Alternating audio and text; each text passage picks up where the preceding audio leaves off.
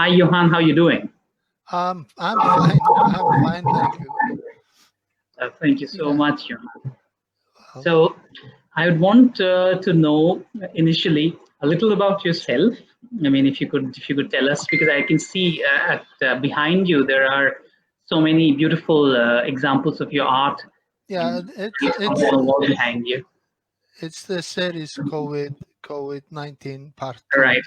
it's It's the coming series, up on right? the wall. Yeah, trying to finish that. Well, Wonderful.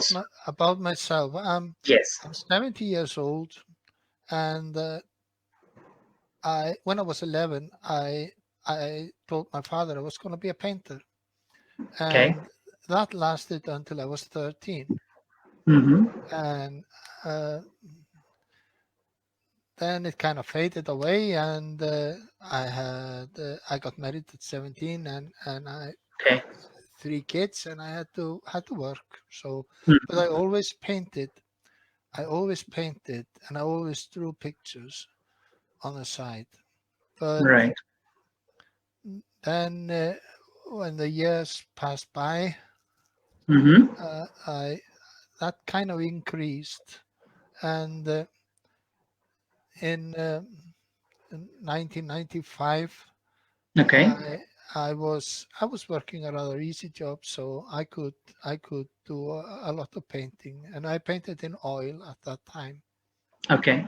But then there was a change in my life, Mhm. and I didn't have the space to paint in oil, so I took to Right. drawing, and I did black and white pictures. Mm-hmm. Uh, I started with doing 12 big ones, A1, 1 meter 70 centimeters, Okay. uh, which I called emotional diary, and I just bypassed the reason and let the emotions do the drawing, and Okay. I spent 1 month on each, and I did 12 of them, and it was kind of like a therapy. So, Wonderful. but from then on, I uh, I started to see the world in like a fractal, like when Okay. you listen to Bach. Okay. Everything That's is, such a beautiful way to look at it. Yeah. yeah. So I did this big fractal pictures with constant repetition, but always changing. So Mm-hmm. I was obsessed with that. I get obsessed with things, but then Okay. it had then it in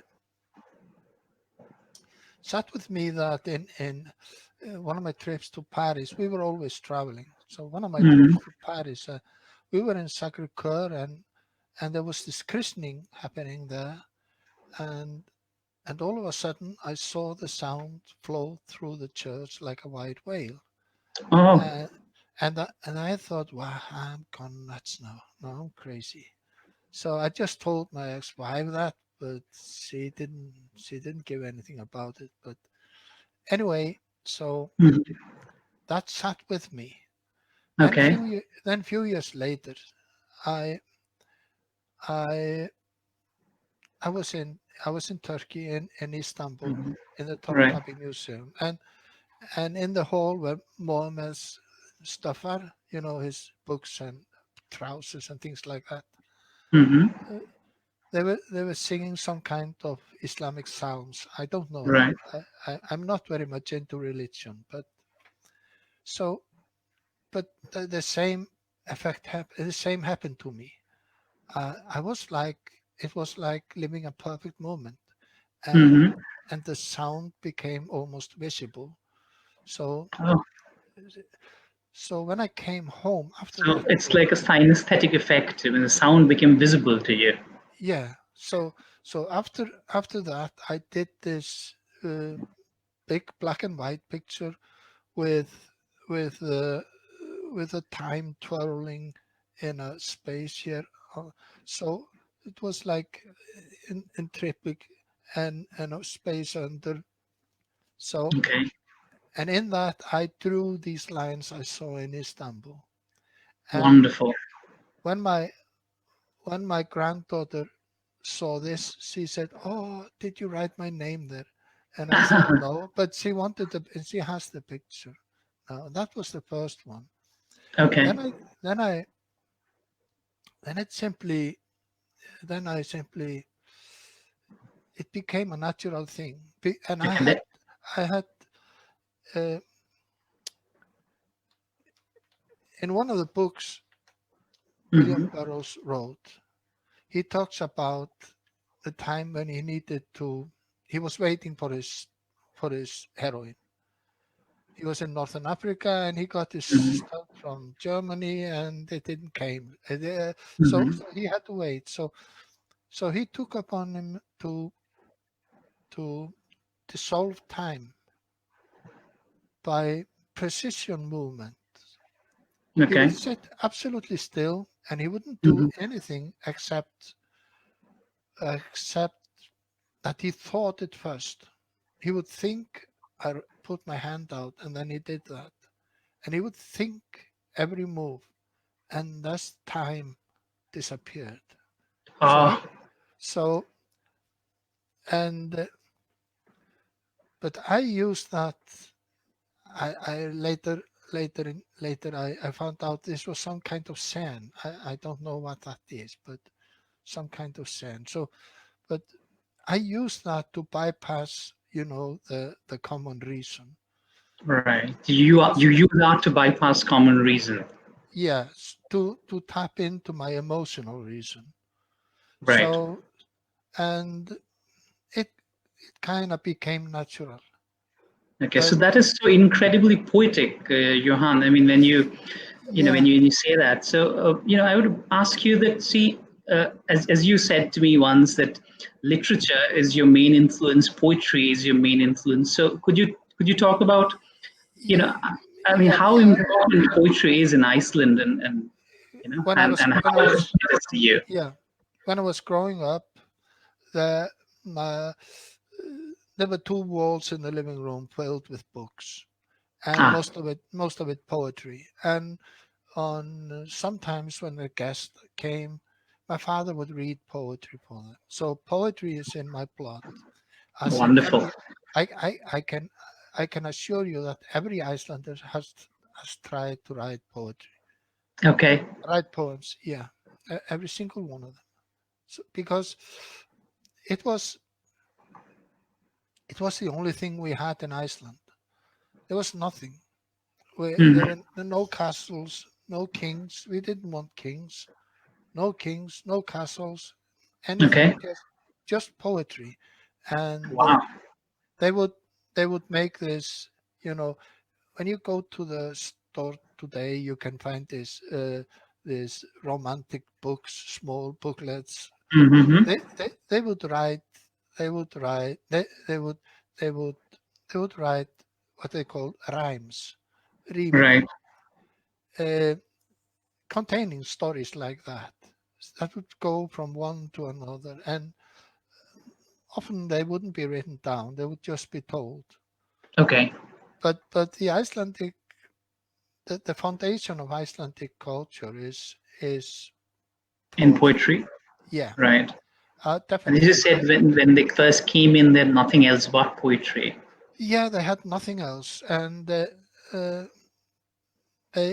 because Iceland, even though many yak on it today that we are kind of Vikings, we are not. I We understand. have never been. We were farmers and people that couldn't get land in Europe. They would gather in northern Scotland. They would travel from all over, gather in northern Scotland, and it was Hmm. young men, young, strong men, and they would ask girls to come with them, and the girls were Celtic. They did not steal them or rob them. They were not slaves. I Uh, understand. so, but with the Celtic came the poems, writing Hmm. poems. So, of the Scandinavian countries, Iceland was the only one that we had poets. So Okay. when the kings in Europe and Denmark they needed somebody to glorify them at their court, they had to import men from Iceland. Okay. So so poetry became an export in Iceland very early. So Okay. yeah, fat income on it.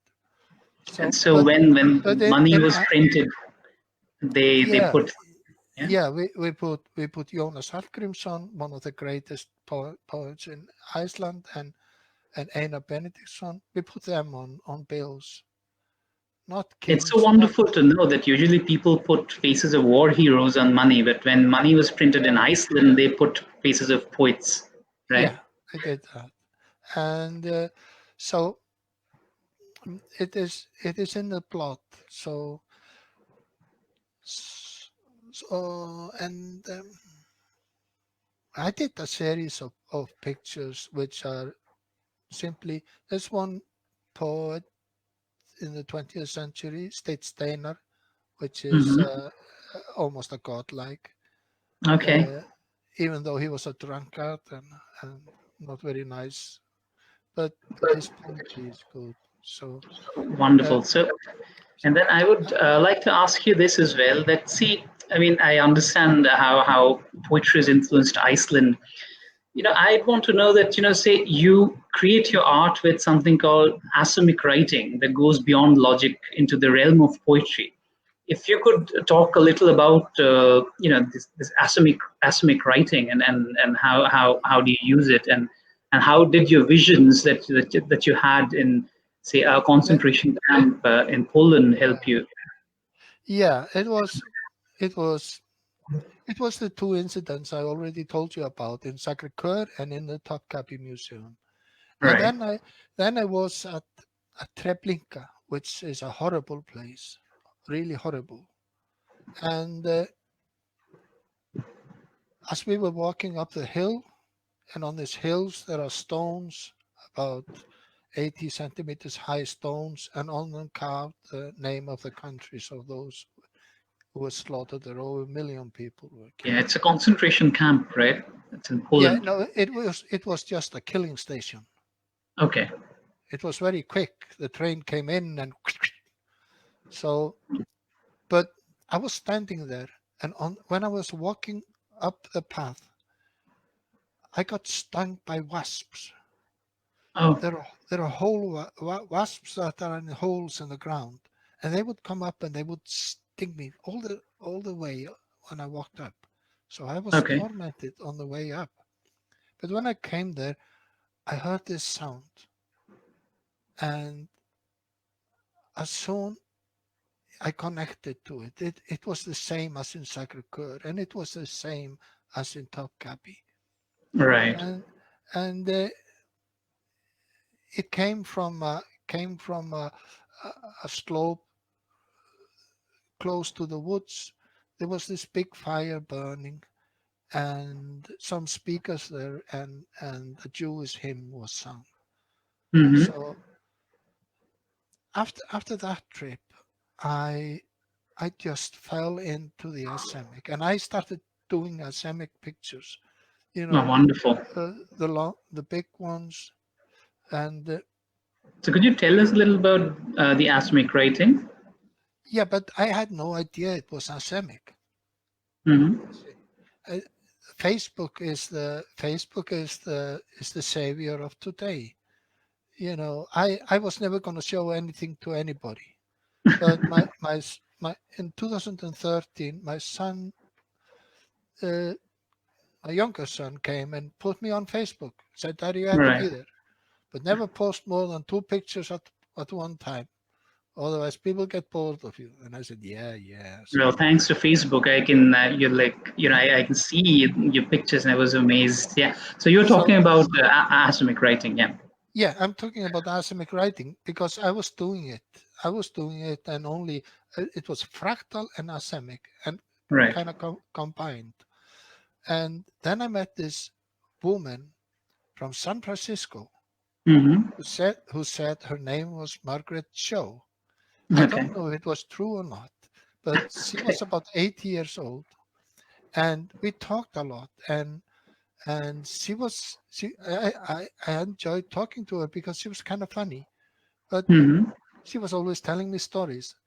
And once in a while, she insisted that my name was Gunther, not Johann. And Okay. I lived. She said, "You live in Germany. And I said, no, I live in Iceland. No, you live in Germany, Gunther. Don't Right. you're just confused today, she said. And this went on for a few months. Then she Mm-hmm. disappeared completely. Okay. And then a few months later, she came online and she wanted to Mm-hmm. talk to me. And the only thing she said was that you belong with the Asemic people. And then she went off. Okay. So I Googled Asemic. And then I typed Asemic on Facebook and I found Michael Jacobsen, or Okay. Jacobsen. And Jakobsen, yeah. yeah, so I connected with him. Mm-hmm. And it felt like coming home. Okay. It was a very strange feeling. It was, yeah, I'm here, I'm home. This is Right. right. This is somehow right. So the Uh, universe connected, and you suddenly felt that okay, now you're connected. Now you're home. yeah, and I went on full time just doing Asemic. Um, Can you tell us what arsenic is? What arsenic writing is, so that our viewers get to know? Asemic writing is simply writing with it. It doesn't mean anything.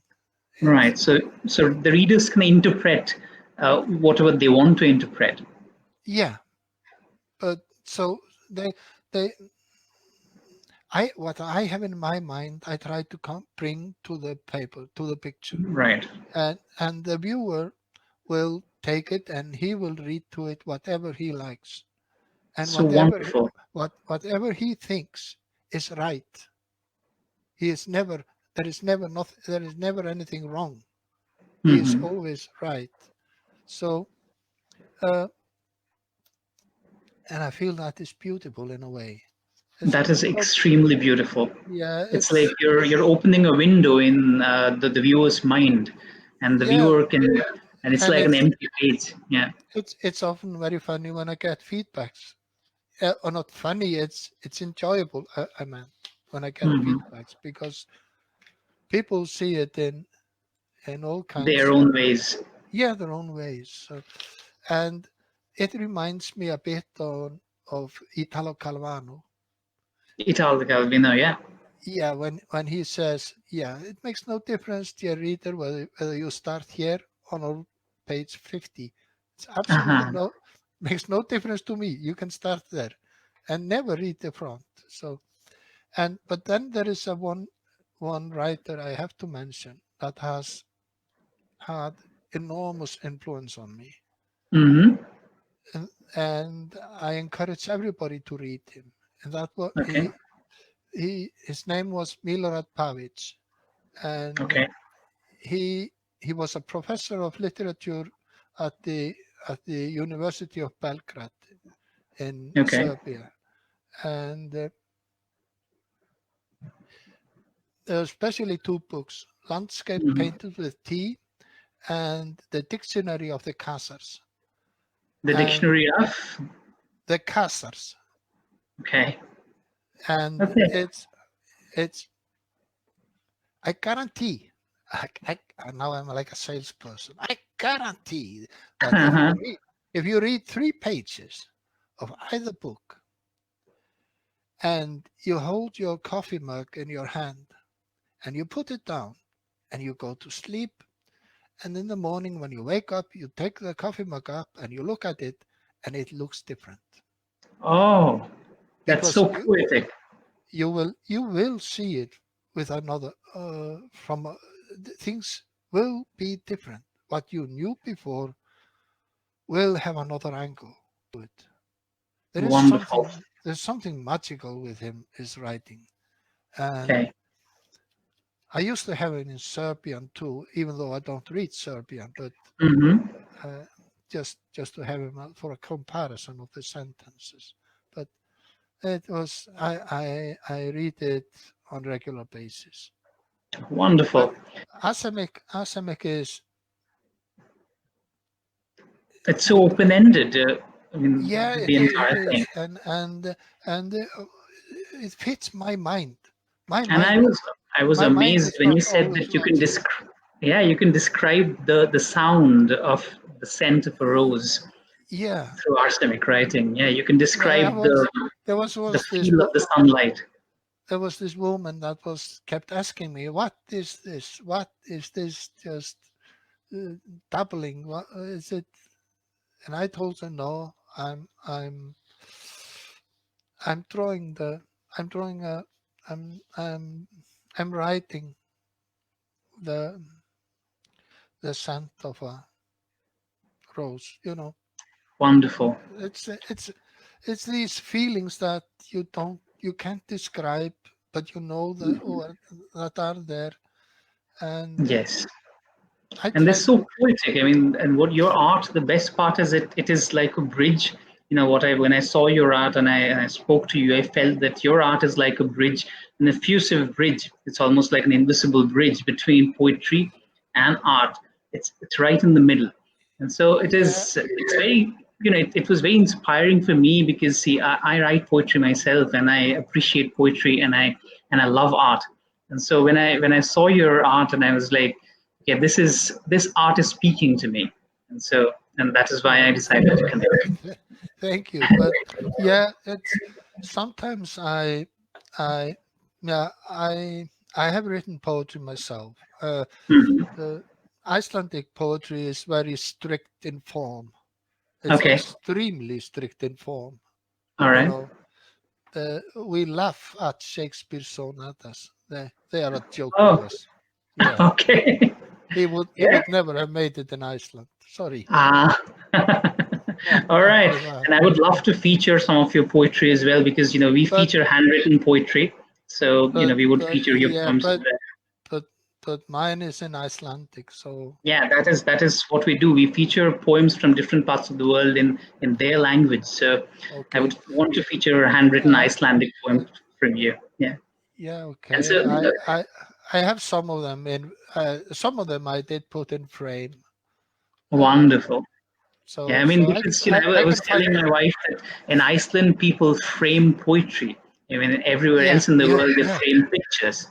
yeah. But yeah, a friend of mine who's a writer and a poetess, and her name is Lín Agnarsdóttir. Her she had a lot of small poems all over the walls in frames, Right. and they were beautiful. Wonderful. So when you came into her apartment, you would read the poems before you reached the door. And it was but Okay. she's also in theater, so Wonderful.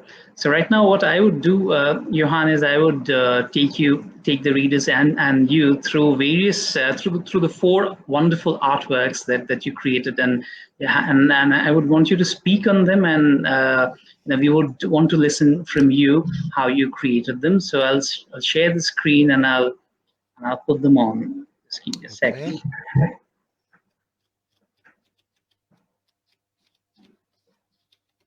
Just give me a second again. Doo-doo. Let me share the screen.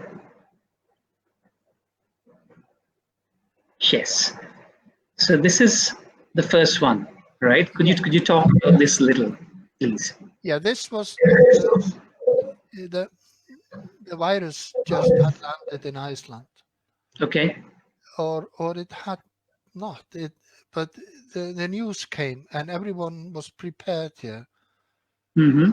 and and they would talk about, you had to be sanctioned, you had to stay at home, and and And you have to it be as will, safe as you could. yeah. So home became safe, but it Mm-hmm. also became mm, like a chain for those who. Understand. So you were confined to your home. Mm-hmm. So so I did the image in the center. The Right. awesome, I did the image in the center, like it's like a building of a wall, but then Right. the It roof also has a roof. comes in and indicates a house, but Mm-hmm. then the V shape down the dark Mm-hmm. indicates something unpleasant. But this is still the sanctuary. This Right. is the sanctuary. They they pointed us to sanctuary, because in Iceland the politicians had nothing to do with this. We only had the specialists. They controlled Iceland the whole time and still do. Okay. So when people are clapping for the politics, that's not bullshit. But I understand. so this in this picture, I'm simply saying that your home is your sanctuary. It may be you feel confined in it, but you feel tied down. But Mm-hmm. and the squares indicate also the rooms for all the people. So it's Right. Yeah, I felt that when I looked at this, I felt that it was. I mean, the inner square is, of course, it signifies our heart. I mean, where which is the inner sanctum of our senses and our logic and our emotions. And I felt that this and through this painting, what you've done is you've translated the shape of the virus in a very interesting way, where the round shape of the virus has found translation as a square, and spikes have found translation as these beautiful wavy arsenic lines that are around it. And so so that is the beauty of your paintings. I mean, they can be interpreted in so many different ways, but yeah. and I felt this very inspiring. I'll move to the next one, Johann, with your permission. Yeah. Okay, this is the next one. This is the virus. It has landed. It has landed in Iceland. Okay. Australian tourist came here, young man with his wife, and he stayed only for 4 days to die here of this virus. Mm-hmm. And again, I use the squares simply because Right. in the previous picture, these pictures are a pair. The previous Mm-hmm. picture, the square was the sanctuary, but it could also mean, confinement. So Right. the virus, very soon we knew that the virus was extremely simple being, Right. but still extremely complex. Mm-hmm.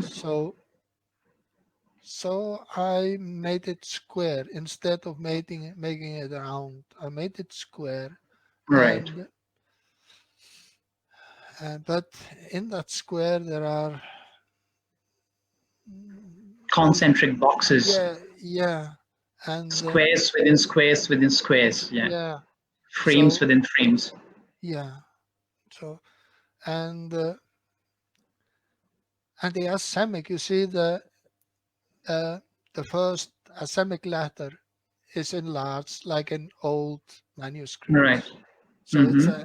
it's a kind of reference to that. But you see there is a drop of blood in the center Right. there. Yeah, Right yeah, here. Yeah. yeah. Mm-hmm. And that tells you that the story is pain, Right. or for me at least, the Okay. And story you were is. talking about these lines, and you said something about time and how time is immortal and Yeah, I have drawn time as a whirling English. You know the word. mm-hmm. Time, to me, time does not flow directly somewhere. It's not a river, Okay. because your future is somebody's past. Remember that. Uh-huh. Yes. Yeah, time goes in all directions, and Right.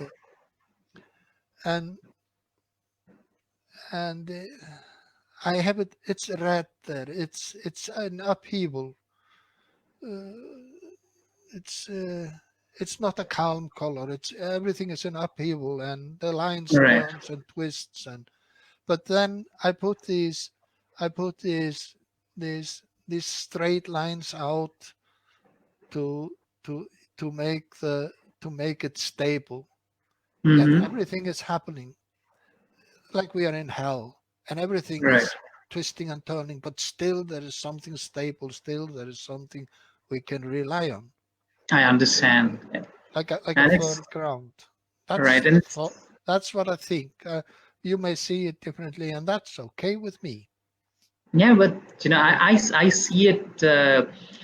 I see this as it is time is elemental within all of us. I see you comparing and translating the shape of the virus into time itself. That is, as time is different for each one, but time is also the same for all, because time leads us to our destiny. And so did the virus to a certain extent. And so I felt this was the most poetic translation of the virus that I've ever seen. So this is what fascinated me. And Thank so you. Thank you. all right, so with your permission, I'll move to the next Yep. image. Yeah. All right. Yeah. Yeah. Now it's gloom. Right. And the It's black ink. Yes, the black ink. yeah. Well, the black ink I use, I first I tape every the edges, and then I cover the picture with black ink. But it's not ordinary black ink. It's the ink it's the black that you use to color wood. But it's Okay. alcoholic and it's light fastened, so it goes. But what happens is that you see it better in other pictures. What happens is that uh, when I put the alcohol-based ink on top of it, Mm-hmm.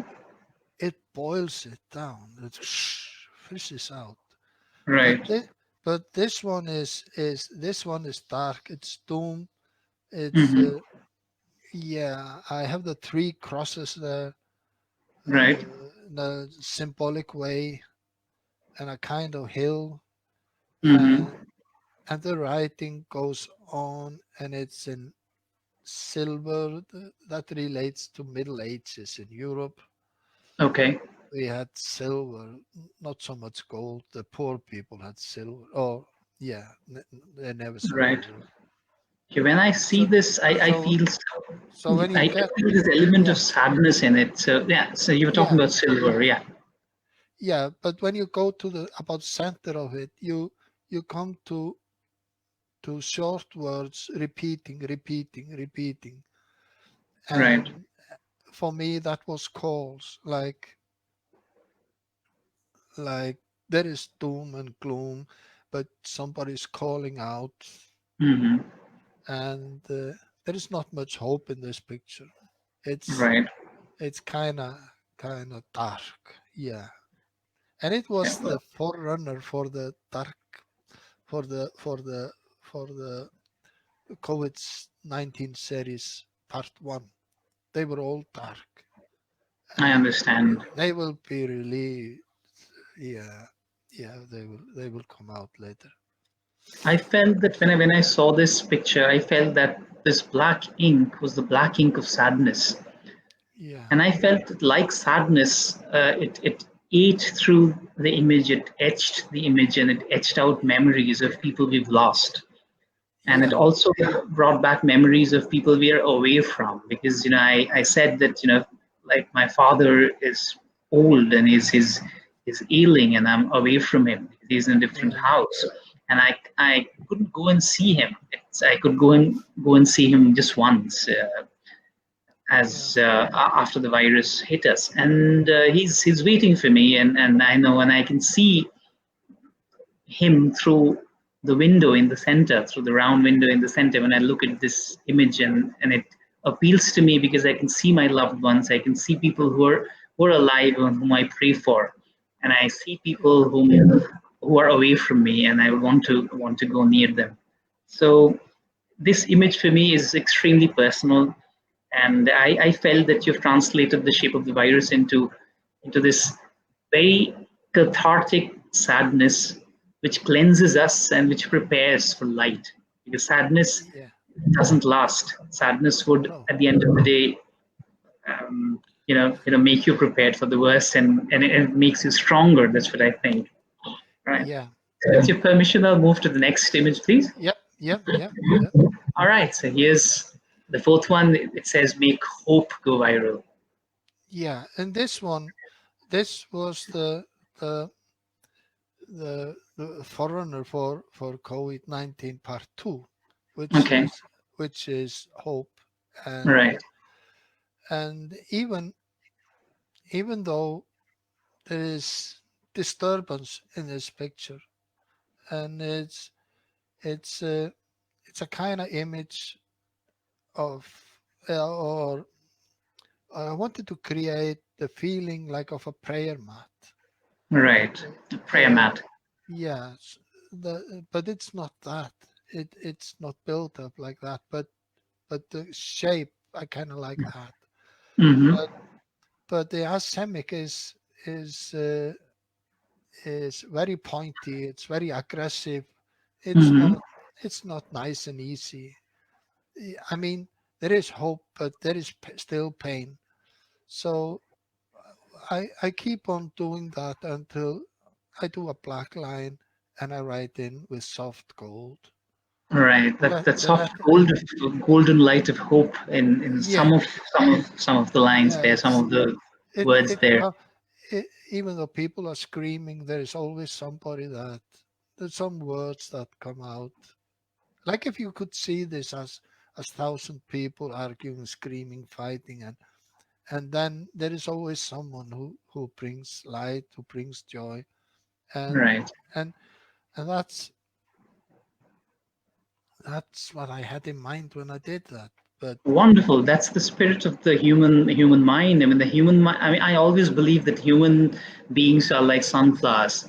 Like whenever they see sunlight, whenever they see hope, whenever they see the sky, they would turn towards it. I mean, yeah, it's very, and so even after a pandemic, even after a disaster, even after hailstorms, and even after super cyclones, human beings would always stand up, would always look at hope, and would always overcome any obstacle that comes their way. And I feel that in this amazing artwork, what you've done is you've told the world that there is hope and there's life after the pandemic, and you've yeah, prepared us to face it.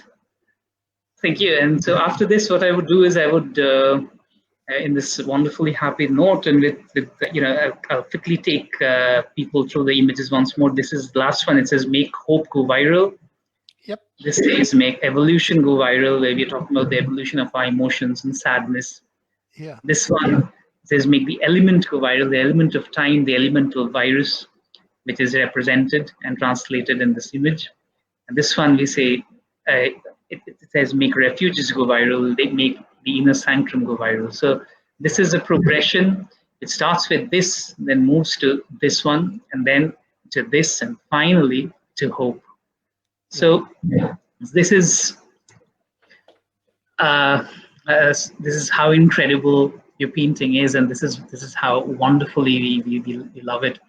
And so, lastly, I would congratulate you and I would thank you for being with us. And I would ask you this last question, which is Go Viral to Stop the Virus is an initiative where artists from over 30 countries from around the world, photographers, poets, sculptors, visionaries, musicians, children, women, men, everyone involved in this initiative. There are thousands of people.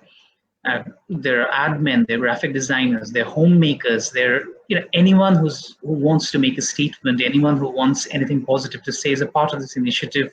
They are what they're trying to do is they're trying to translate the shape of the coronavirus into art, and that is giving them a lot of hope, that's giving them comfort, and this is an attempt to turn and change and transform a shape of a disaster, a shape of anxiety, into a shape of hope. So yeah, as you are the newest collaborator to this initiative, I would ask you, what is your viewpoint on that?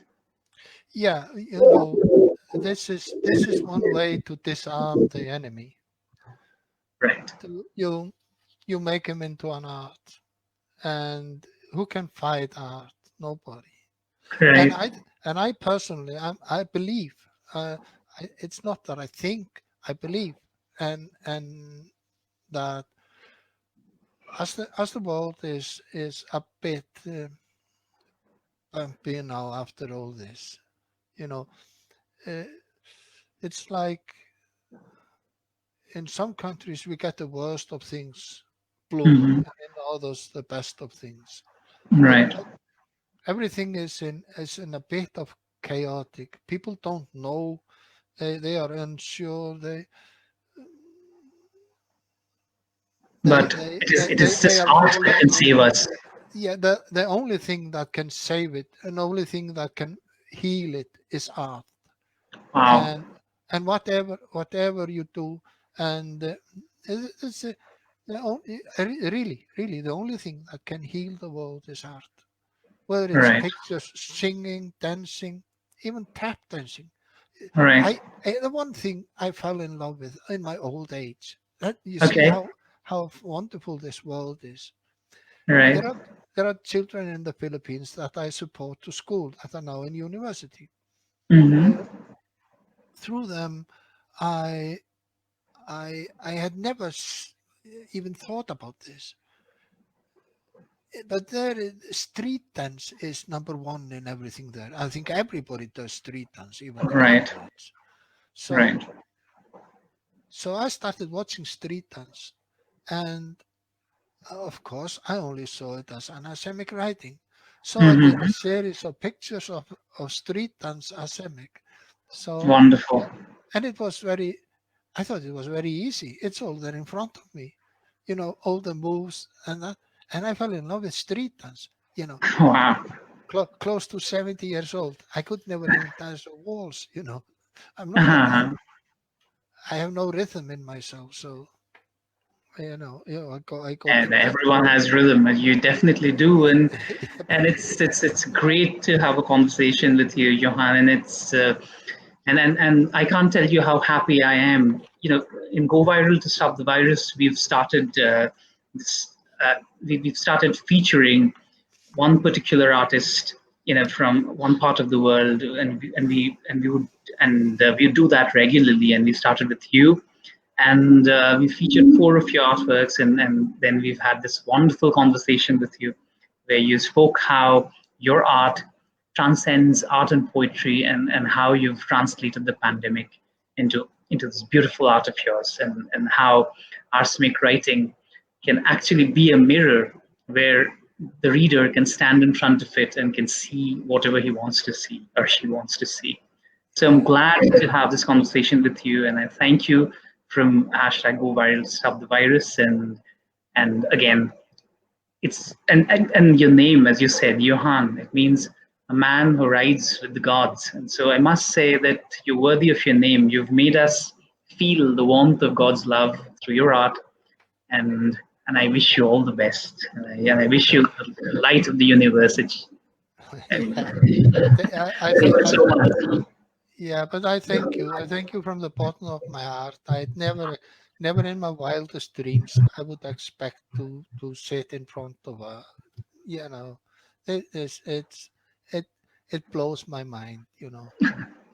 In Right. 2013, I didn't want to show any picture at all to anybody. Hmm. I was doing it to save it was just to keep my head going. But Right. turned out Okay. different. Thank you. Thank you. And Thank you. finally, I got to see you. Thank you so much. You have a Yeah, wonderful day. All right. You have, yeah. let God's love be with you. Thank you. Thank you. Same to you. Bye Bye. bye. Good night.